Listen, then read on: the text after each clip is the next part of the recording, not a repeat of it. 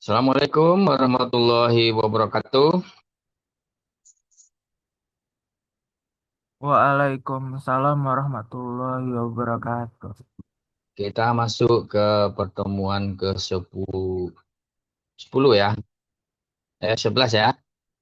Pertemuan ke-11 sebelum mulai seperti biasa kita berdoa dulu. Berdoa mulai.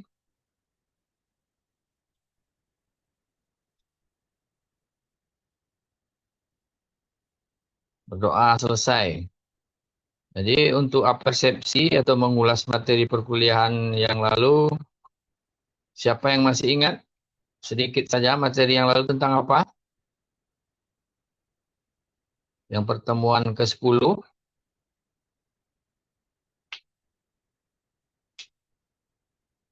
Ayo,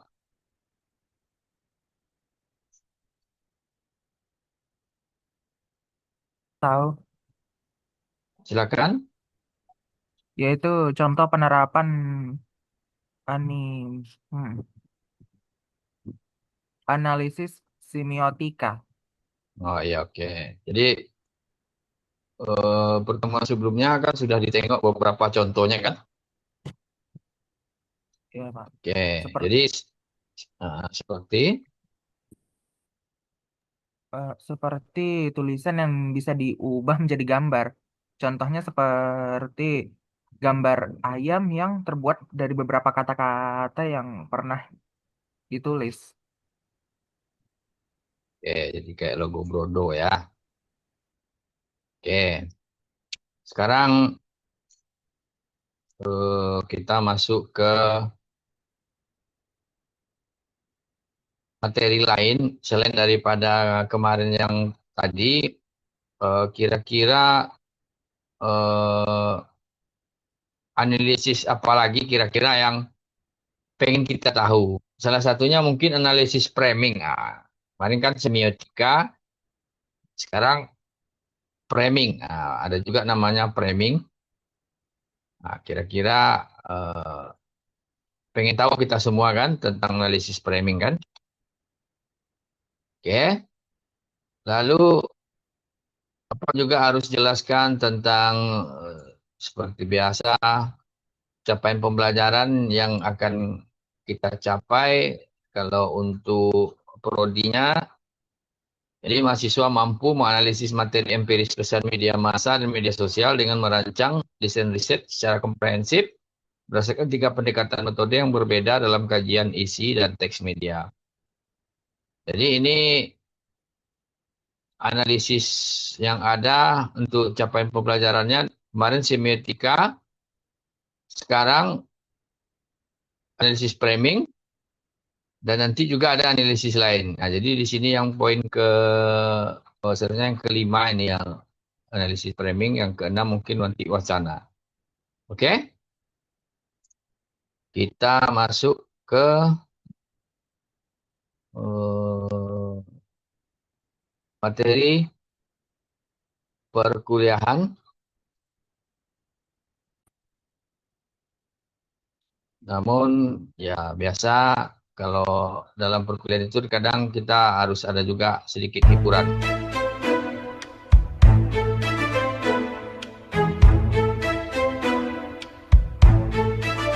Pak, itu lagunya judulnya apa, Pak? Apa? Judul lagu. Oh, nah ini lagu yang jadi kalau dalam metode pembelajaran itu salah satunya diperlukan kayak pembuka itu, kalau semacam video pembelajaran itu ada musik pembuka, ada musik sebelum masuk materi, hanya untuk pemanis saja. Kalau ini judul lagunya ini nih Kak, State of the City itu dibuat aja itu, dibuat dari itu Google Gemini AI.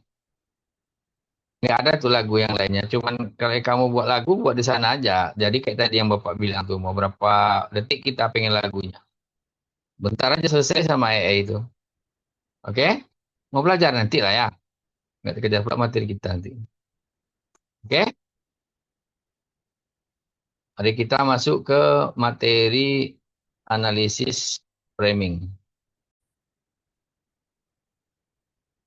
Nah, jadi pertemuan ke-11 analisis framing. Nah, pernah dengar kata-kata framing ini?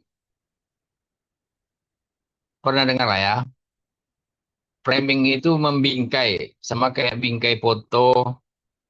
Ada toko, kalau di sini ada namanya, umpamanya toko untuk bingkai-bingkai foto itu,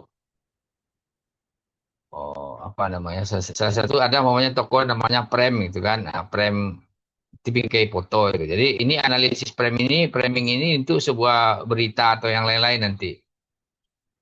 Jadi memahami bagaimana media massa membingkai realitas sosial melalui bahasa dan teks berita. Jadi itu intisarinya, inti materi-materinya mulai dari presentasi ini sama yang lain-lainnya nanti akan Bapak beri. Jadi memahami bagaimana media massa membingkai realitas sosial melalui bahasa dan teks berita. Oke, nah, pahami dulu. Ini bagaimana media massa membingkai realitas sosial, membingkai sesuatu yang mau diberitakan itu ya lewat teks berita itu. Nah, melalui bahasa-bahasa yang digunakan. Nah, jadi udah mulai mengerucut media massa membingkai realitas sosial, lalu melalui. Nah, jadi yang dimaksud yang ya yang lebih bisa memahami maksud analisis framing itu ya seperti itu. Bagaimana media massa itu membingkai realitas sosial melalui bahasa dan teks media. Itulah kalimat setelah diurai menjadi kesatuan yang lebih mudah dipahami. Jadi mengapa kita harus melakukan analisis framing itu? Ya, membedah bagaimana realitas sosial tidak diterima apa adanya, melainkan dikonstruksi oleh media. Jadi intinya seperti ini, sebuah berita itu terkadang kita tidak bisa, oh ini beritanya seperti ini naik di sebuah media. Ini beritanya alurnya ke sini, ini memojokkan si A, memojokkan si B. Nah, sebenarnya itu realitas sosial eh, sesuatu yang muncul ke permukaan akibat pemberitaan itu sebenarnya tidak muncul dan tidak bisa diterima apanya saja, melainkan itu dikonstruksi oleh media. Dikonstruksi ini bukan bangunan ya, dibuat pemberitaannya maksudnya. Nah, jadi dalam komunikasi juga ada kata-kata konstruksi. Jadi di konstruksi itu masuk di framing itu ya dibuatnya nanti arahnya ke sini. Jadi memahami persepsi atau sudut pandang yang digunakan wartawan dalam menyeleksi isu.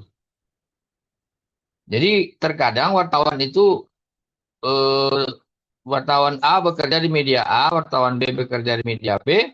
Terkadang mereka sama-sama meliput, ya, tapi terkadang jadi beritanya berbeda.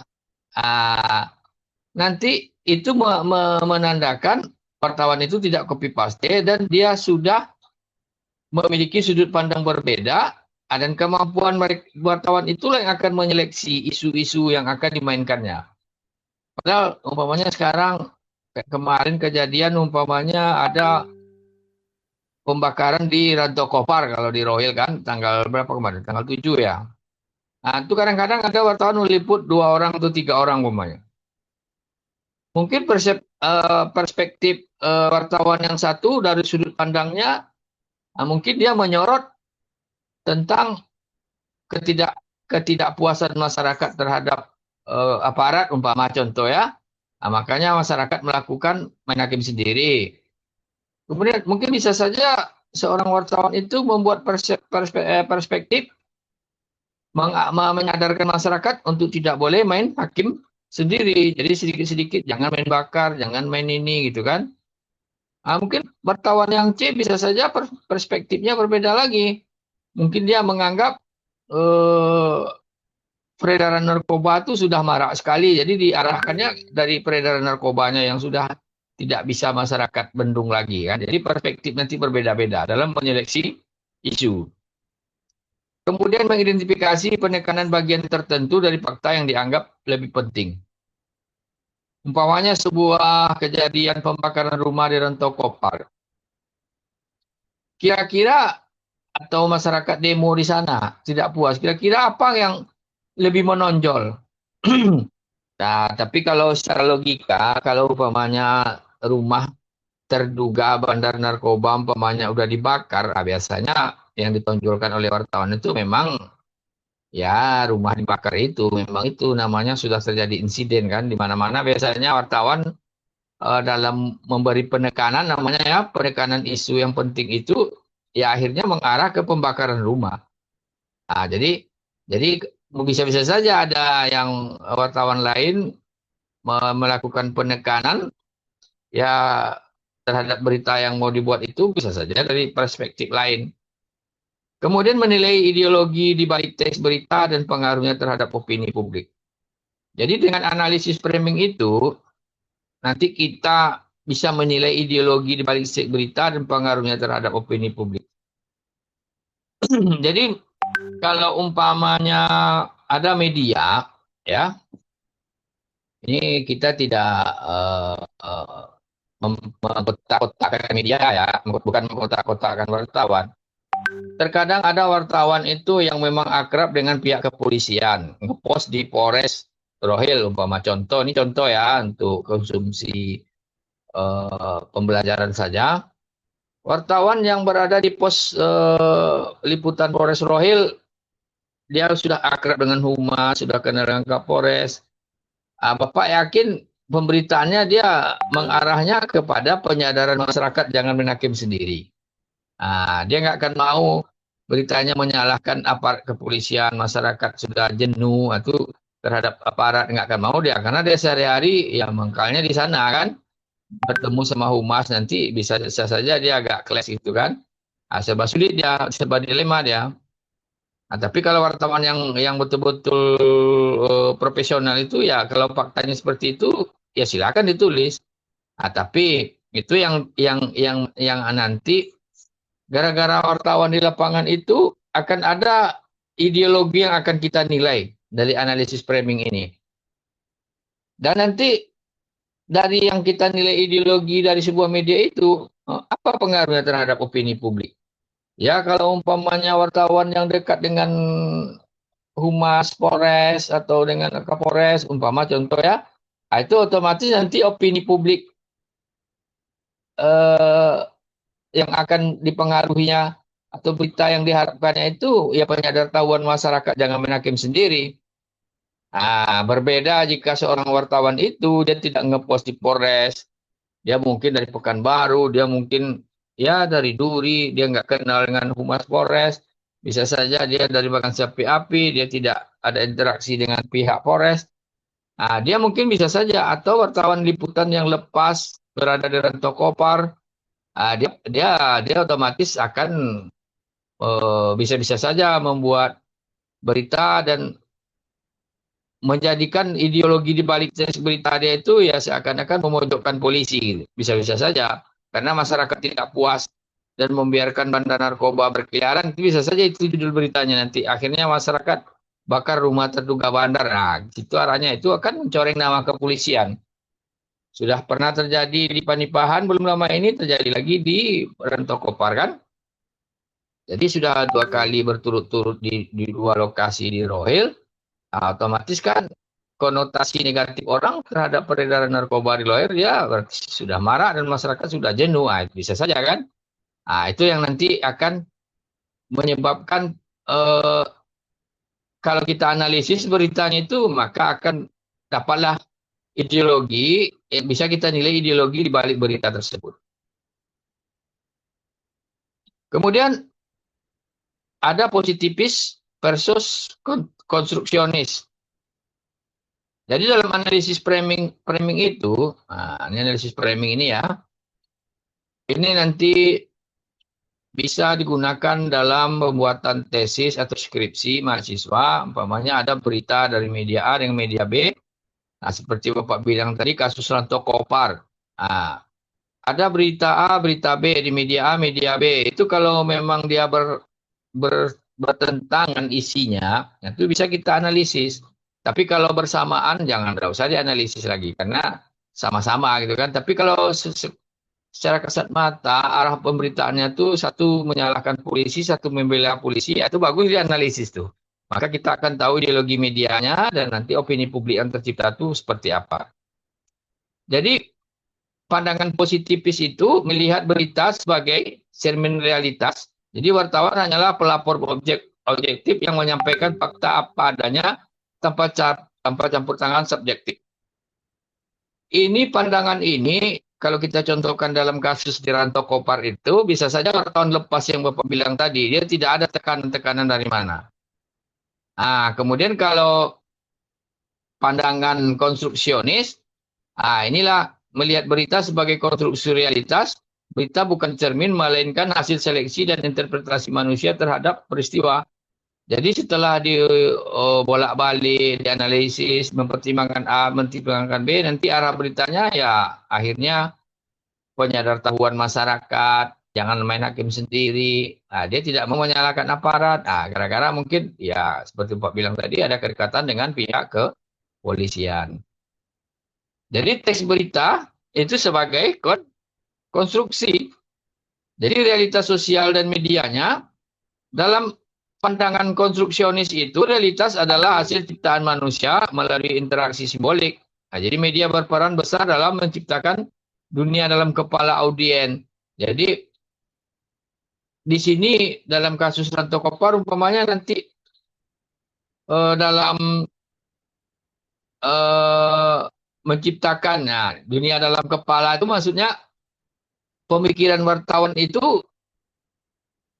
akhirnya audiens itu terpengaruh.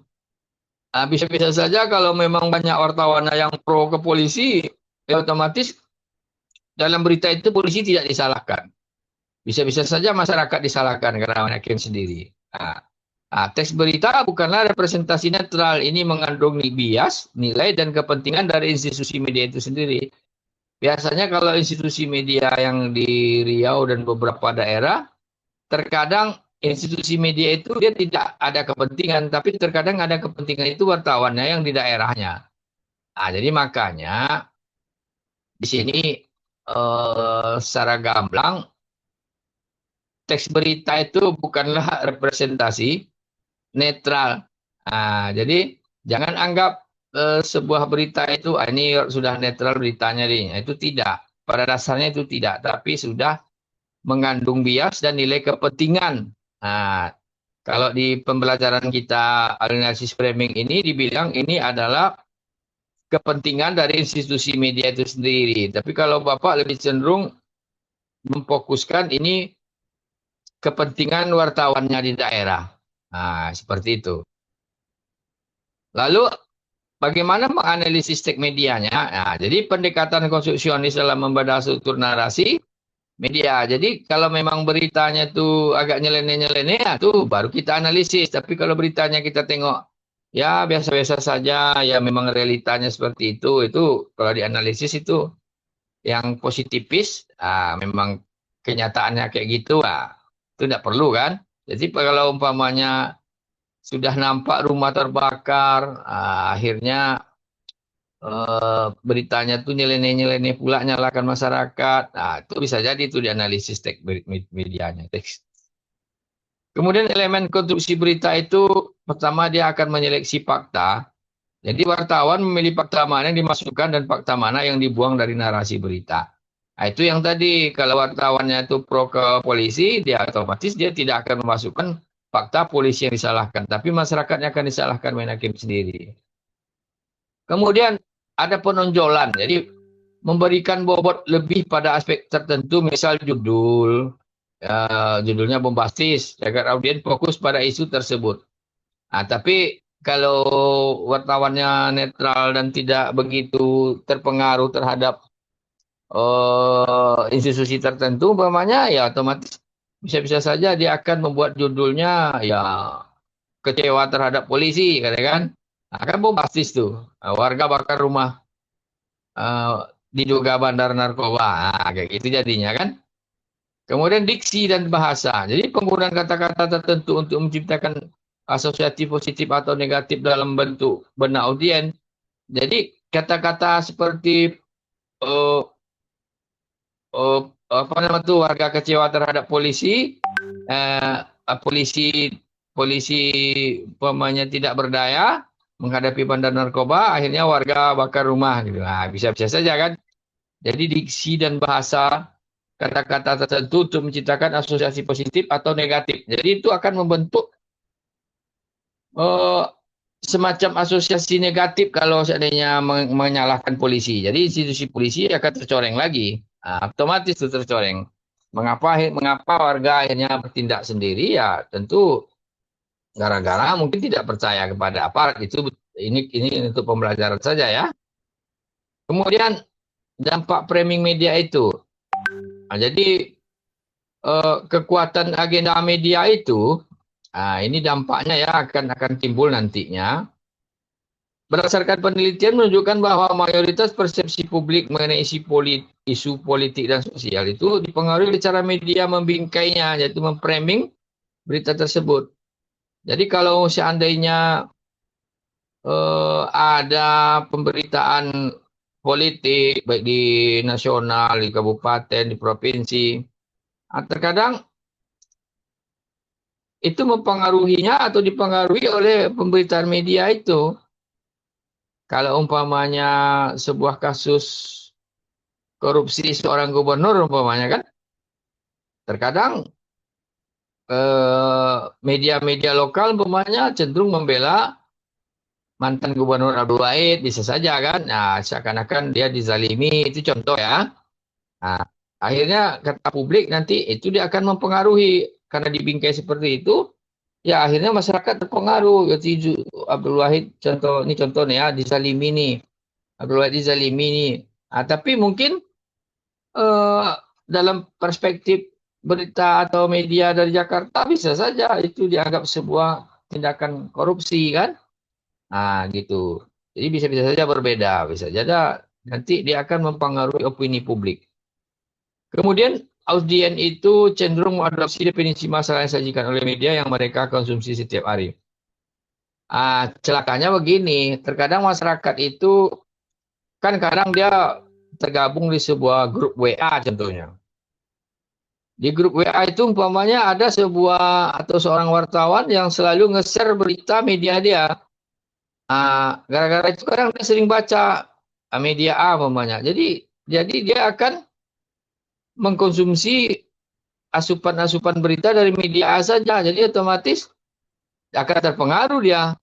Dia mengadopsi definisi masalah itu nanti dari media yang dia baca saja.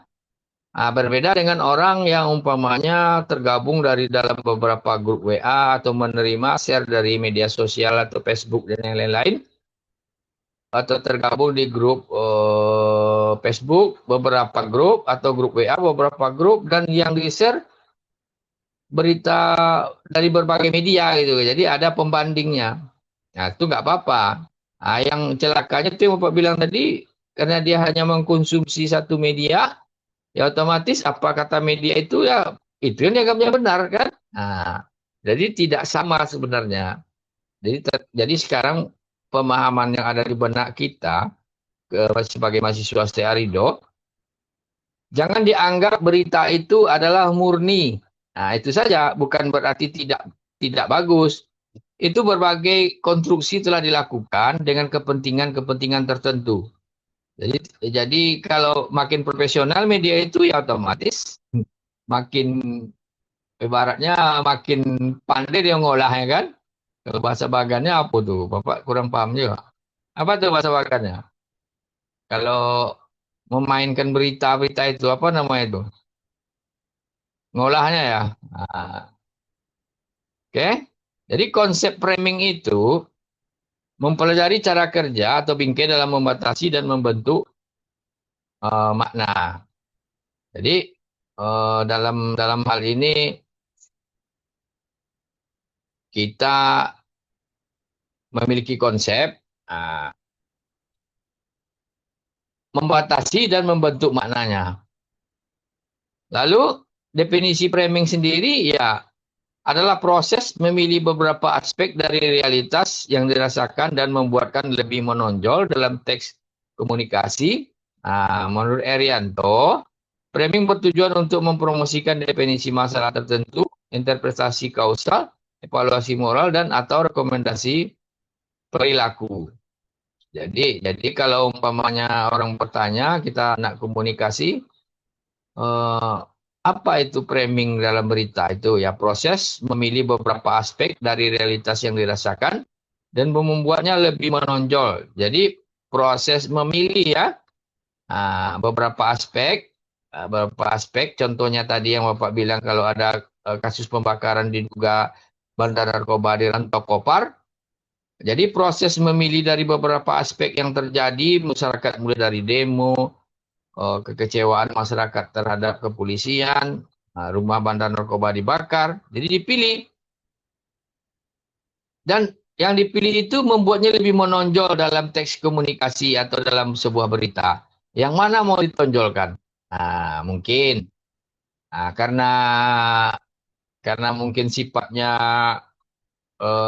terkadang memang tidak ada kepentingan apa-apa wartawan itu ya kalau rumah bandar narkoba sudah dibakar ya otomatis biasanya orang akan menonjolkan itu. Rumah diduga bandar narkoba dibakar warga di Rantau Kopar. Nah, seperti itu kebanyakan bombastis judulnya. Rumah-rumah dibakar itu aja yang ditonjolkan. Sebenarnya kalau memang ada yang lebih menarik lagi, ya berawal dari kekecewaan masyarakat terhadap aparat yang tak juga menangkap bandar narkoba. Jadi semua orang kampung itu mungkin sudah tahu itu rumah bandar, tapi yang bersangkutan nggak pernah ditangkap, berkeliaran bebas, mak-mak lah namanya, mak-mak mengamuk kan. Mengapa mak-mak mengamuk itu berbagai alasan juga. Terkadang anaknya yang udah terlibat narkoba, suaminya, macam-macam lah. Akhirnya duit belanja tak ada gitu kan. Jadi otomatis mak-mak ini udah jenuh dia dengan kondisi ekonomi yang makin morat-marit. Kadang uang suaminya habis beli narkoba saja. Jadi kadang nggak tahan lagi mak-mak itu kan. Oke. Kemudian sampai di sini ada yang mau ditanyakan silahkan.